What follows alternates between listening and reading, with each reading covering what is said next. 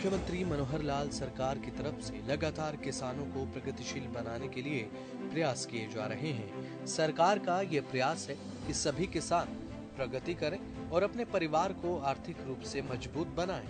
किसान वर्तमान में परंपरागत खेती से बागवानी खेती की तरफ बढ़ रहे हैं। सीएम मनोहर लाल सरकार का ये मानना है कि प्रदेश का अन्नदाता यानी कि किसान पूरे तरीके से संतुष्ट हो और सुदृढ़ बने।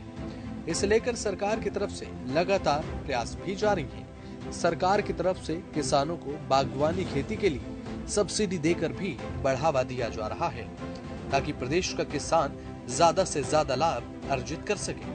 आज हरियाणा में किसान न सिर्फ प्राकृतिक खेती कर रहा है बल्कि उसकी कमाई में भी इजाफा हुआ है। समय को देखते हुए हरियाणा के किसान जागरूक हो रहे हैं और प्राकृतिक सब्जियों और फलों की खेती करने की ओर तेजी के साथ अपने कदम बढ़ा रहे हैं। ऐसे में न तो किसानों को अपनी फसल बेचने में परेशानी होती है और न ही बागवानी खेती करने में। पिछले कई वर्षों से नई नई योजनाएं लागू कर प्रदेश के किसानों के जीवन को बदलने का प्रयास मनोहर सरकार की तरफ से किया जा रहा है।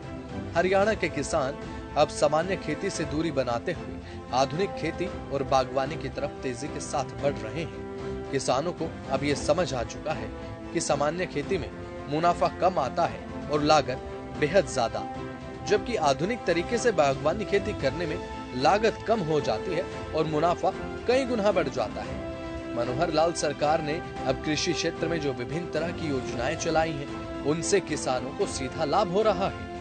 इसके अलावा बागवानी और आधुनिक खेती करने पर मनोहर सरकार की तरफ से किसानों को सब्सिडी भी दी जा रही है।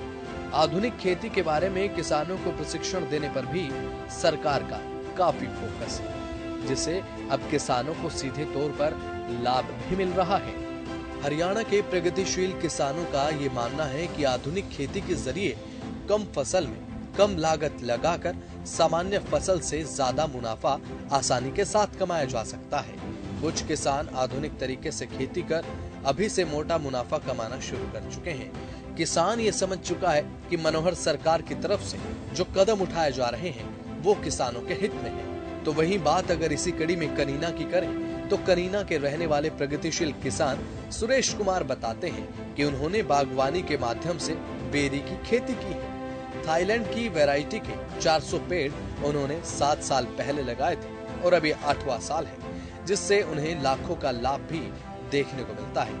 हर सीजन में उन्हें लाखों का मुनाफा होता है। इसके साथ साथ उन्होंने बताया कि वे किस तरह से अपने बाग की देखरेख करते हैं, ख्याल रखते हैं और साथ ही उनके बेर की डिमांड इतनी है कि उन्हें बेचने के लिए मार्केट में भी नहीं जाना पड़ता है। जो बड़बेड़ी के पौधे लगा रखे हैं वो कितने पौधे लगा रखे हैं और कितने साल पहले लगाए थे? 400 पेड़ से आज हो गया 7 साल इन 8वीं साल चल रही। कौन सी वैरायटी लगाई थी ये थाईलैंड की। कितने पौधे लगाए थे, क्या लागत आई थी? 400 पौधे लाए थे हम 2 लाख रुपए के। अच्छा, तो अभी कितनी इससे इनकम हो जाती है? इनकम तो बहुत बढ़िया हो जाए। हमारे गवर्नमेंट ने इतना दियो कि मैं मारता ही। बेरी के बाग के साथ आपने अमरूद का भी बाग लगाया हुआ हाँ। है। अमरूद की क्या पोजीशन है, कितनी इनकम हो जाती है? अमरूद की अगर सही सीजन निकल जाए तो ठीक है, पैदावार लाख रुपया एकड़ बैठ सकता है। इससे बेर से कितनी इनकम हो जाती है? बेर से बढ़िया से बढ़िया उतर जाता 1 किलो में 5 लाख रुपए का।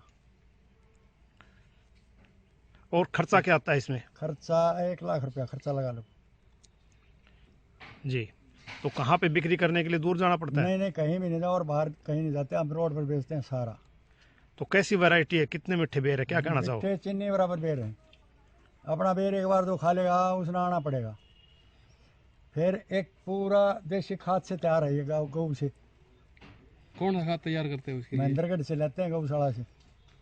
और क्या क्या ट्रीटमेंट करते हैं आप इसमें पैदावार के लिए? पैदावार के लिए खुद ही करना, खाद डालना, गुड़ाई करना।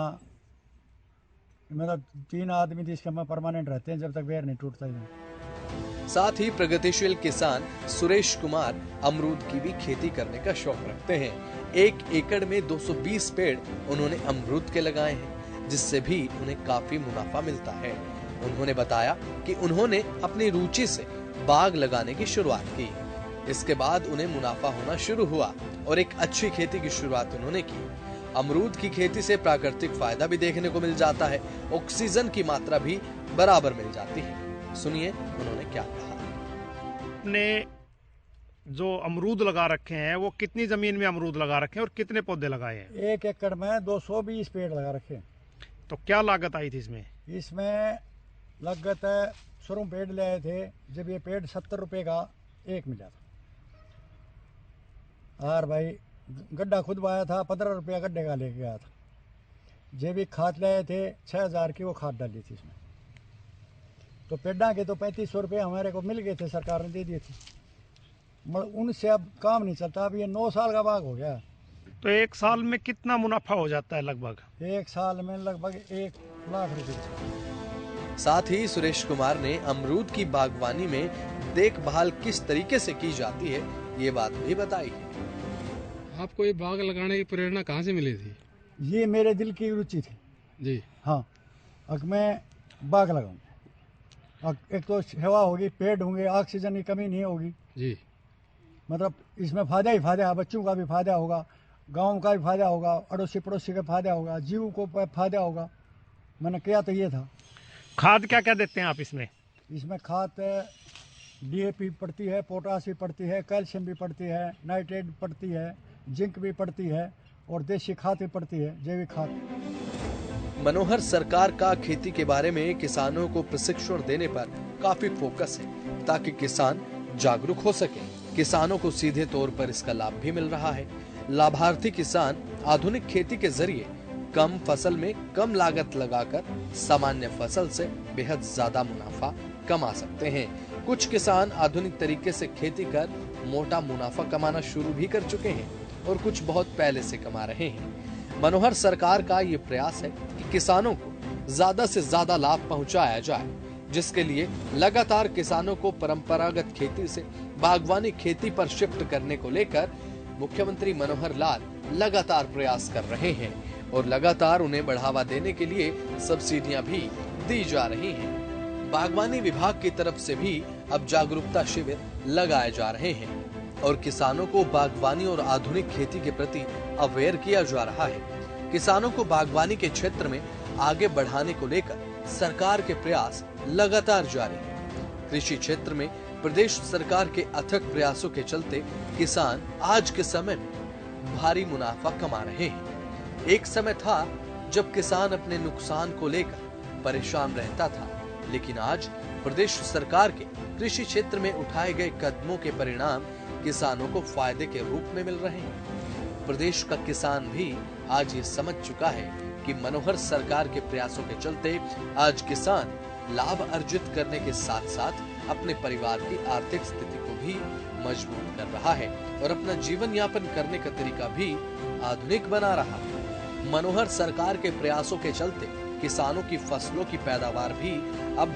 डबल हो गई है और पैदावार डबल होने के चलते सीधी सी कमाई भी अब डबल हो गई है। यही कारण है कि किसानों के लिए किए गए कामों का असर अब धरातल पर किसान अपनी आंखों से देख सकते हैं और ये असर उनकी बढ़ती हुई इनकम के रूप में देखा जा सकता है।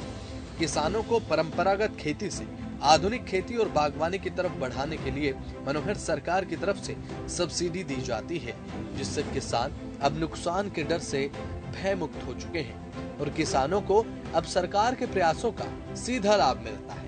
मुख्यमंत्री मनोहर लाल का तो बस ये मानना है कि प्रदेश का किसान मजबूत बने, आत्मनिर्भर बने और तरक्की करे, अपने परिवार की आर्थिक स्थिति को मजबूत करे।